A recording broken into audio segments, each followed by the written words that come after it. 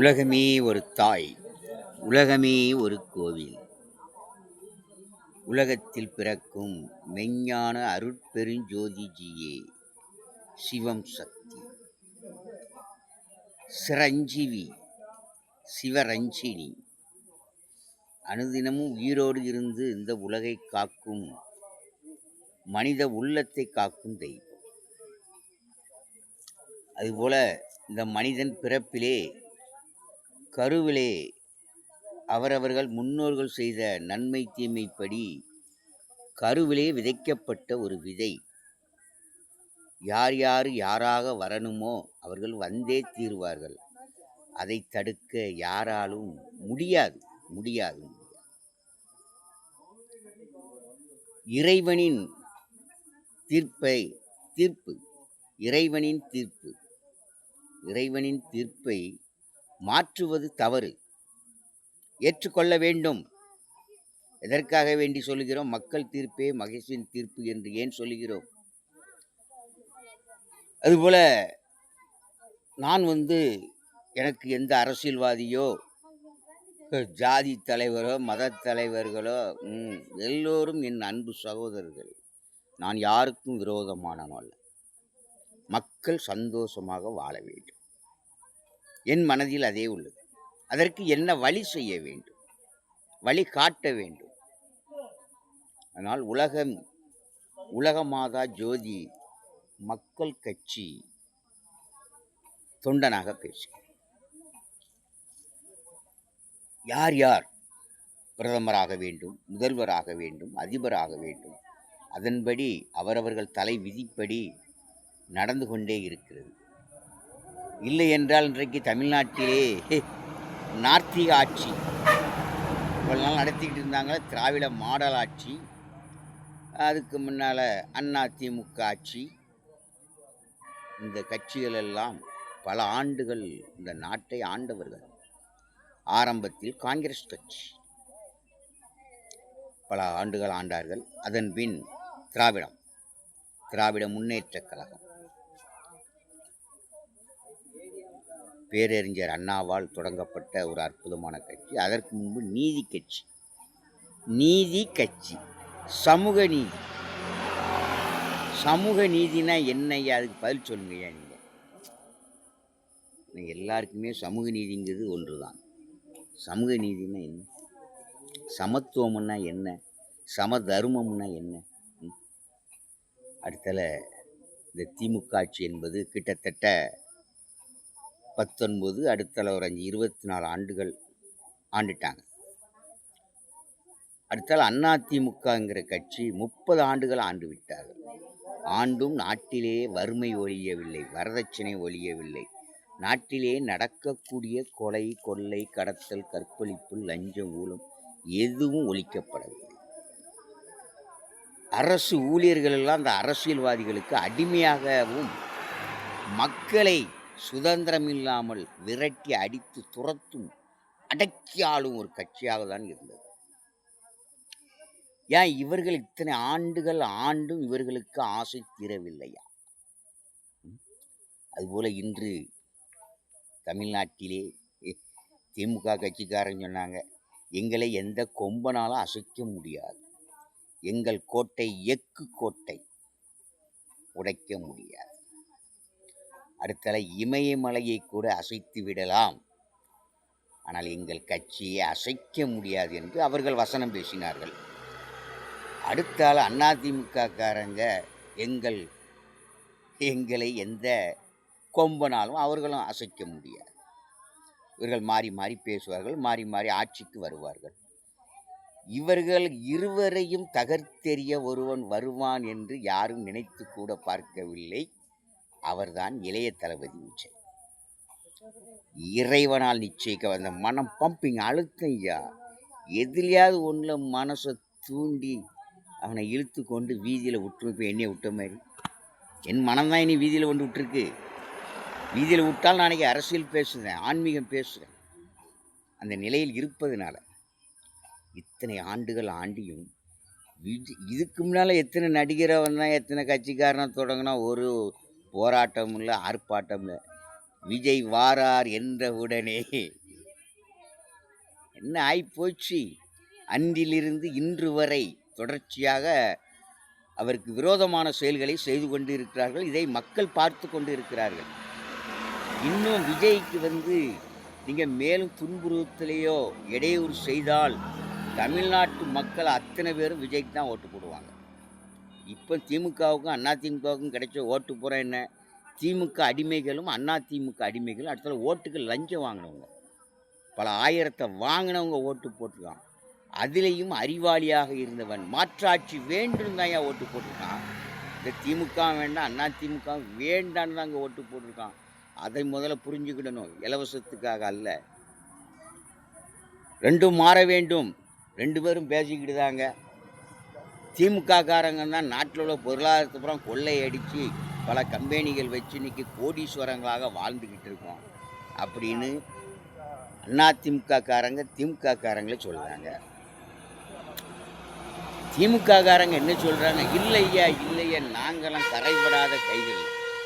அதிமுக தான் அடித்தாங்க கொல்ல கொல்ல பல கொல்ல. இப்படி மாற்றி மாற்றி கொள்ளையடிக்கும் கூட்டத்தை அவங்களுக்குள்ளே பேசிக்கிட்டு இப்போ இணையராகலாம். என்னையா இணையதிய? ஒரு தொண்டை இருக்க மாட்டான் உங்கள் கட்சிக்குள்ளே. என்ன இந்த மக்கள் ஓட்டு போட நீங்கள் அங்கே சண்டை போடுவே சேருவே, அடுத்த இவங்க சேர்றதுக்கு என்ன மக்கள் என்ன மடையனா? அறிவில்லாதவனையா மக்கள்?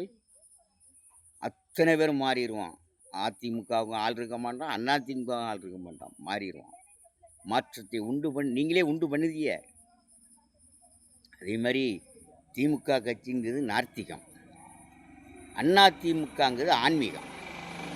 ஆனால் இந்த எடப்பாடி பழனிசாமி ஐயா இடையில முதல்வராக வந்தாலும் அவருடைய மனசாட்சி ஆட்சி, அதுக்காண்டி அவரையும் குறை சொல்ல முடியாது. அவருடைய அவர் வரணும்னா அவர் தான் வந்திருக்கணும். மனசாட்சி மக்களுக்கு என்ன செய்யணுங்க. ஆனால் இந்த எடப்பாடி அந்த நாத்திகவாதிகளோடு கைகோர்த்தால், இணைந்தால், ஐயா பழனிசாமி நெற்றியில் திருநீர் பூசாதிலும் பொட்டு வைக்காது. நார்த்திகம் ஒழிய வேண்டும், துணை போகக்கூடாது. நார்த்திகம் ஒழிய வேண்டும், ஆன்மீகம் மலர வேண்டும். ஆண்டவன் இருக்கிறாங்க தெரியணும்யா. அது எந்த ரூபத்திலேயாவது வரும். ஜாதி மதம் மொழிங்கிற கணக்கே பார்க்காத. நாம் மதமாக இருந்தாலும் மதம் என்ற பெயரில் கடவுளை வணங்கி கொண்டிருக்கிறோம். முதல் அதை நினைங்க. மதம் என்ற பெயரில் கடவுளை வணங்கிட்டு இருக்கோம்யா. அதுமாரி ஒரு அரசியல்வாதியாக வாரம் ஆன்மீகத்தில் பொதுநலவாதியாக இருக்கணும். இப்போ விஜய் வாராருன்னா அவர் தர்காவுக்கும் போகணும், இஸ்லாமிய அந்த ஆலயத்துக்கு போகணும், கிறிஸ்தவ ஆலயத்துக்கு போகணும், இந்துக்கள் ஆலயத்துக்கு போகணும், எல்லா ஆலயத்துக்கும் போட்டியா அவர். அவன் தான் ஏன் மோடி போகலையா? மோடிஜி போகலையா? பாரத பிரதமர் அவரும் ஒரு மத நல்லிணக்கவாதி தான். சரியாக பேர் புரிஞ்சுக்கிடலை. அடுத்தால தமிழ்நாட்டில் இன்னும் நாள் போக போக காவி ஆட்சி மலரும். கேரளாவிலையும் காவி ஆட்சி மலரும். என் கோட்டை ஓன் கோட்டையெல்லாம் இன்றைக்கி பிஜேபி நொறுக்கிக்கிட்டு தான் இருக்காங்க. அதேமாதிரி இந்த ஆன்மீகவாட்சி நாத்திகவாதிகளுக்கு துணை போகக்கூடாது. அடுத்த இன்றைக்கு இந்தியாவில் இருக்கக்கூடிய மாண்புமிகு பாரத பிரதமர் 145 கோடி மக்களின் ராஜா தலைவர் தமிழ்நாட்டிலே விஜய் ஆட்சி அமைக்க அனைத்து ஏற்பாடுகளும் செய்யப்பட வேண்டும். அவர்தான் பதவியில் வர வேண்டும் என்றிருந்தால் அதை மாற்றுவது தவறு. மாற்ற நினைக்கிறீங்க, பெரிய தவறு. மக்கள் செல்வாக்குள்ள இன்றைக்கி 108 இடத்துக்கு வந்துட்டார். 108 வந்துட்டா 100 தாண்டாலே முடிஞ்சுதியா? அதுக்கு கீழம்னா 2ஆம் நம்பர் 3ஆம் நம்பர் தான் ஐயா. சரியான ஏற்பாடு வசதிகள் செய்து கொடுக்கப்படவும், எந்த இடோறுகள் வந்தாலும் அதை தகர்த்தெறிய வேண்டும். ஏன் நீர் இப்போ 10 வருஷம் முடித்து 12 வருஷத்தில் ஏன் இருக்கிறீர்? குஜராத்திலே 15 ஆண்டுகள் முதல்வர். நல்லவங்க வரட்டுங்க, ஸ்பீடு உள்ளவங்க வரட்டுங்கய்யா. இவங்க 2 பேரும் ஊழல் கட்சி இணைஞ்சா என்னையா அவன் நாட்டில்? ரெண்டும் ஊழல் கட்சியில் சொல்கிறாங்க, மக்களே சொல்கிறாங்க. அதுமாரி ஓட்டுக்கு லஞ்சம் கொடுக்கும் கட்சி எந்த கட்சிங்கிறது தமிழ்நாட்டு மக்கள் அத்தனை சின்ன குழந்தை கூட சொல்லிங்க. ஓட்டுக்கு லஞ்சம் கொடுக்க கட்சி தமிழ்நாட்டில் எந்த கட்சிங்க? அப்படி வரவிடாமல் தடங்கள் ஏற்படுத்தக்கூடாது. அதுமாரி இன்றைக்கி பிஜேபி தலைமையில் இருக்கிறது. சக வசதிகளையும் செய்து கொடுக்கப்பட வேண்டும். அனைத்தும் சமூக நீதியோடு ஆட்சி பண்ண வேண்டும். சமூகம் நீதி, சமூக நீதி. நீதின்னா என்னய்யா? நெஞ்சுக்கு நீதி. நீதின்னா என்ன? அதான் ஐயா ஆன்மீகம். நீதியோட தான் ஆன்மீகம் வாழச் சொல்லுது. நீங்களும் நீதி நீதிங்க. உங்ககிட்ட என்ன நீதி இருந்தது? மக்களை சரியான முறையில் காக்காப்பது போது பதவிக்கு மட்டும் என்ன ஆசையா? ஜனநாயக நாடு, எல்லோரும் இந்நாட்டு மன்னரே, யார் ஆண்டாலும் மனிதனே. அதில் தரமான ஆட்சி இருக்க வேண்டும். ஆண்டவன் ஆட்சியாக இருக்க வேண்டும். இறைவனுடைய ஆட்சியாக இருக்க வேண்டும். இருந்தாங்களா? யார் இருந்தா? எது ஒளிந்தது? அரசு பதவியில் இருந்துக்கிட்டு அரசு ஊழியர்களுக்கு லஞ்சம். என்ன லஞ்சம்? லஞ்சம் லஞ்சம் ஒழியணும். வறுமை ஒழியணும். அவன் பிணமாகும் வரை பையில் பணம் இருக்க வேண்டும். பிணமானவின் பணம் தேவையில்லை. இல்லத்தில் வாழும் மக்களையும் பார்க்கணும். இன்றைக்கு வீதிக்கு கோயில்களிலே ஆங்காங்கே ஆங்காங்கே ஆங்காங்கே வீதியில் இருந்து தங்கியிருக்கும் துறவிகள், சாது, சன்னியாசிகள், பெண்கள் கொஞ்சம் பேராயா. இந்த பெண்களுக்கு பாதுகாப்பு கொடுத்தீங்களா ஐயா? முதல்ல இந்த வீதியில் வாழ பெண்களுக்கு பாதுகாப்பு கொடுத்தீங்களா? இல்லை. ஆட்சி பதவி மேல் என்னைய ஆசை? நீங்கள் ஏற்கனவே ஏகப்பட்ட ஏழை விட்டிய, அதுக்கு மேலேயும் ஏழை விட்டா தான் ஆட்சியை பிடிக்கும்னு அவர் விட்டார். இது என்ன தப்பா? எதை கொண்டு எதை தகர்க்கணுமோ அதை கொண்டு தான் தகர்க்க முடியும். அதே போல் என்ன விஜய் என்ன அறிவில்லாதவரா? அறிவில்லாதவரா ஐயா? மக்கள் விரும்புகிறாங்க ஐயா. அடுத்தால விஜய் தான் முதல்வர் என்று அவர் ஆள வேண்டும். அவர் சரியாக ஆளலை, ஆட்சி இல்லைன்னா அடுத்தால மாற்றுங்க, ஆளை மாற்றுங்க. அறிவுள்ளவங்க தானே. இப்போ இங்கே கேரளாவில் பாருங்கள், மாறிக்கிட்டே இருக்குது. அங்கேயும் காவி கொடி பறக்கும். பிஜேபி ஆட்சி அங்கே மலரும் மலரும். அதுபோல இறைவன் நிச்சயத்தை இவர்தான் வரன்னு நிச்சயப்படுத்ததை மாற்றுவது தவறு. இறையாண்மைக்கு விரோதமான செயல். இந்த தமிழ்நாட்டிலே ஆன்மீக ஆட்சி நடக்க வேண்டும். இன்று ஆன்மீகம் மலர்ந்தது, நார்த்திகம் ஒளிந்தது. ஒளியனும். நார்த்திகத்துக்கு இங்கே இடமில்லை இனி. ஒரு பக்கம் இறை அடியார்களெல்லாம் ஒரு பக்கம் போற்றுவது, மறுபக்கம் தூற்றுவது. அடியார்னா எல்லாரையும் ஒன் போல பார்க்கணும். இவரை அரசு கட்டடங்களில் இருக்கும் அரசியல்வாதிகள் பேர்கள் அத்தனை நீக்கப்பட வேண்டும். ஒரு பேர் கூட இருக்கக்கூடாது. அங்கே அரசு அரசு அரசுங்கிற பேர் அரசு கட்டிடங்கள் அனைத்திலும் மாற்றப்பட வேண்டும். அரசியல்வாதிகள் என்ன அரசுக்கு வாரிசா, அடிமைகளா, வேலைக்காரனாயா, கூலிக்காரையா? கூலிக்கு வந்தவன் பேரை பூரா அரசு கட்டிடத்தில் மாற்றிக்கிட்டு நல்ல அரசியல்வாதி, நல்ல பொதுநலவாதிகளுக்கு ஒரு இடத்தில் மட்டும் நினைவு மண்டபம், கண்ட இடத்துல வச்சுக்கிட்டு சண்டை போடவும், ஜாதி மதம் என்ற போர்வையில் மனிதநேயம் இல்லாமல், மனசாட்சி இல்லாமல் உண்மையான ஆன்மீகம் எங்கே மலர்ந்துருக்கு? இன்னும் மேல் ஜாதி கீழ் ஜாதின்னு மேல் ஜாதிங்கிறவன் கீழ் ஜாதி கொடுமைப்படுத்திக்கிட்டு இருக்கான். தீண்டாமை சோறு கட்டியிருக்கானா? இடித்து தூர போடியா, இல்லை அவனை வேற எங்கேயாவது போய் வீடு கட்டிட்டு இருக்கு சொல்லியா? மனித இனத்திலே எல்லோரும் ஒரே இனம், ஒரே இனம், ஒரே ஒரே ஜாதி, ஒரே ஜாதி, ஒரே. என்னையா வித்தியாசம் இருக்கு? தொழிலால் பிரிந்தோம். ஆண்டவன் ஆதியில் கொடுத்த தொழில், நம் தேவைகள் அனைத்தையும் கொடுத்ததிலிருந்து எதை எடுத்து என்ன செய்யலாம் கற்றுக் கொடுத்தவன் கடவுள் ஐயா. இதெல்லாம் நாத்திகவாதி அறிவான் ஐயா. விதை இல்லாமல் பயிர் இல்லை ஐயா. இறைவன் என்று ஒருவன் ஒளி ஜோதியாக வருகிறார். அவர் இல்லை என்றால் இந்த உலகம் இல்லை. அதுபோல இறைவன் யாரை எதற்கு எதற்கு நிச்சயம் பண்ணி கொண்டு இருக்கிறாரோ, அது நான் ஏற்கனவே சொல்லியிருக்கேன். திமுக கட்சிக்கு தர்மம் இருந்தால் நிலைக்கும், கர்மம் இருந்தால் ஒழிஞ்சுது. இவ்வளவு நாளும் தர்மம் ஓடிச்சு, ஆட்சியில் இருந்தாங்க, முடிஞ்சது தர்மம். உங்ககிட்ட என்ன தர்மம் இருக்குது? கருமச் செயல் தான் ரொம்ப நடந்துக்கிட்டு இருக்கு. இன்னைக்கு தமிழ்நாட்டிலே பாவச் செயலால் பாவ பிறப்புகள் அதிகமாயிட்டு. பாவத்தின் நம்பர் 1ஆம் நம்பர் பிடியில் இருக்கும். அதை உண்மையான ஒரு ஆன்மீக பற்றுதலால் தான் போக்க வேண்டும். அடுத்த முதல்வர் விஜயாகத்தான் இருக்க வேண்டும். இதற்கு இடையூறு பண்ணுபவர்களை சரியான சாட்டையடி கொடுக்க வேண்டும் மக்கள். அதேபோல் தூண்டி விடுதாங்க ஐயா. இவங்க 2 பேரும் ஆட்சி அமைச்சா என்ன ஆகும்? இணைந்தா மக்கள் ஏற்று விலை போகிற அரசியல்வாதி. ஏன் ஐயா ஏற்கனவே பதவியில் இருக்கவனுக்கு நீங்கள் ஓட்டு போட்டதே தப்புயா. பல ஆண்டுகள் பதவியில் இருக்கவனுக்கு நீங்கள் ஓட்டு போட்டதே பெரிய தவறு. அப்போ எங்கே ஜனநாயகம் பிறக்கும்? பணநாயகம் தான் பிறக்கும். ஜனநாயகம் பிறக்குமா? பிறந்திருக்கிறது, தக்க வைத்து கொள்ளுங்கள். அதுமாரி இந்த 2 ஊழல் கட்சிக்காரனும் சேர்த்து வச்சிருக்க சொத்தை யார் எடை போடுறது, கணக்கு பார்க்கறது? அதற்குன்னு ஒருத்தன் வர வேண்டாமா? வந்திருக்கிறான், வந்து விட்டான். 5 லட்ச ரூபா கொடுக்கன்னு இருக்காரு. யாரு கொடுக்கணுயா? கண்டிப்பாக கொடுங்கய்யா, ரொம்ப சந்தோஷம் ஐயா. வறுமை ஒழியா. வட்டியில்லா கடன் 5 லட்சம் ஏழை எளிய மக்களுக்கு. நிலம் இருக்கும், வீடு இருக்கும், ஆனால் கடத்தில் இருப்பான். பாவம், பெரிய கொடுமை. உடைய துணிஞ்சி 5 லட்சம் வட்டி இல்லா கடன். மற்றது கொடுத்தாலும் சரி, கொடுக்காட்டாலும் சரி, இந்த 5 லட்சத்தை குடியாம வட்டி இல்லா கடன். அனைத்து ஏழை எளிய மக்களையும் கரெக்டாக கணக்கெடுங்க. சாதி கணக்கு வேண்டாம், மத கணக்கு, ஒரு மயிறு கணக்கு வேண்டாம். ஏழை எளிய மக்கள் கணக்கெடு, பணக்காரன் கணக்கெடு, குபேரன் கணக்கெடு. இன்னைக்கு எவ்வளோ பேர் கொள்ளையடிச்சு வச்சுருக்கான்னு தெரியுமா நாட்டில்?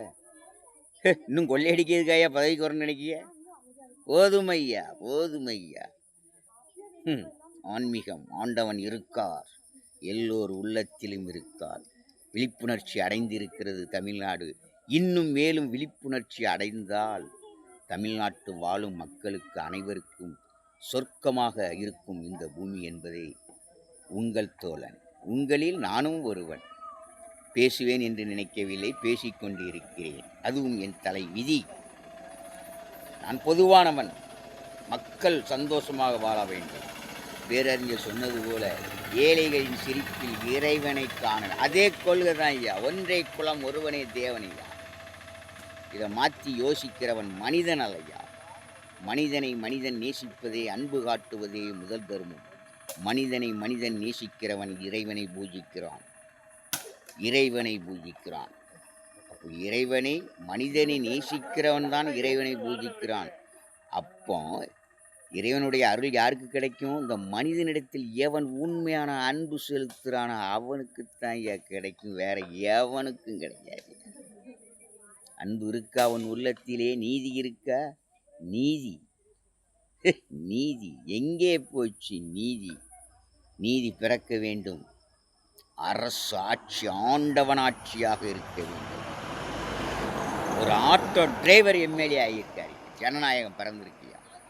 இன்னும் சில பேர் அவர் வீட்டிலே வேலை பார்த்த பையனுக்கு எம்எல்ஏ ஜனநாயகம் பிறக்கணியா.